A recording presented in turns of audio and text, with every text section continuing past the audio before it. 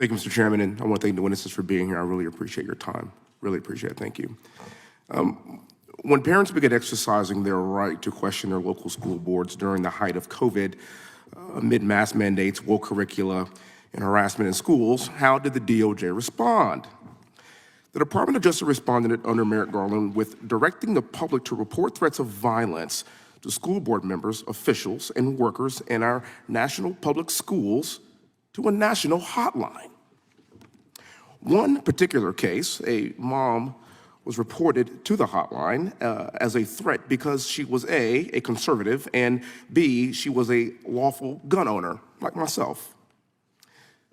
The complainant alleged that the mom was a threat because she belonged to a right-wing group known as Moms for Liberty, and I have a real problem with identifying people like this because it's your right to belong to whoever you want to belong to, and that's your freedoms. Another investigation opened because a tip to the hotline, a dad was investigated because according to the complainant, the dad fit the profile of an insurrectionist. I don't really know what that means, but that's interesting. And he had a lot of guns and threatened to use them.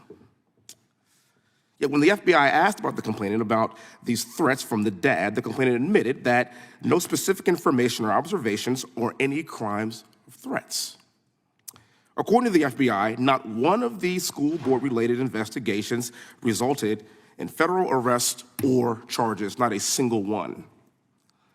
Recently, the DOJ announced that they were going to continue to prosecute people from January 6th to the tune of around 1,000 more people to be charged in not so distant future. Now, January 6th was over 2 years ago, and the DOJ is still looking to charge more people. Yet, when there is a true domestic terror threat like Antifa, the DOJ did not direct people to a national hotline, nor do they report these threats to our communities. Now, my colleagues on the left will tell you that Antifa doesn't exist. It's an idea. But my question is where is the intellectual curiosity to determine how Antifa, a highly coordinated domestic terrorist organization, is funded and organized? The DOJ did not set up a hotline for Antifa. They set up a hotline for you. No federal resources were set aside to investigate the violence that we saw unleashed across this country during the Summer of Love in 2020. Please note some of these photos. Wait a minute, that's not January 6th. That's May 31st, 2020. That's right in front of the White House. That's where the president lives, and at the time, President Trump was ushered into a bunker because his life was being threatened. Where was the hotline? Next photo.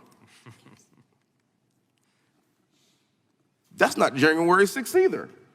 That's July 27th. That is in Portland. And that is Antifa rioting and pillaging our country. Where was the hotline? Next slide.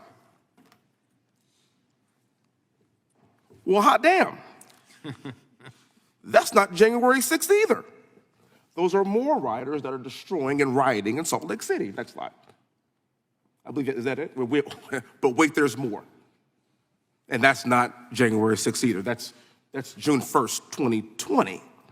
And that's the streets of DC that are being rioted and pillaged by rioters. Where's the outrage? Where's the hotline? This is what domestic terror looks like. This is not a school board meeting. There is no hotline for any of these riots. And we are going to have a hotline that's going to report parents for caring about their children's education.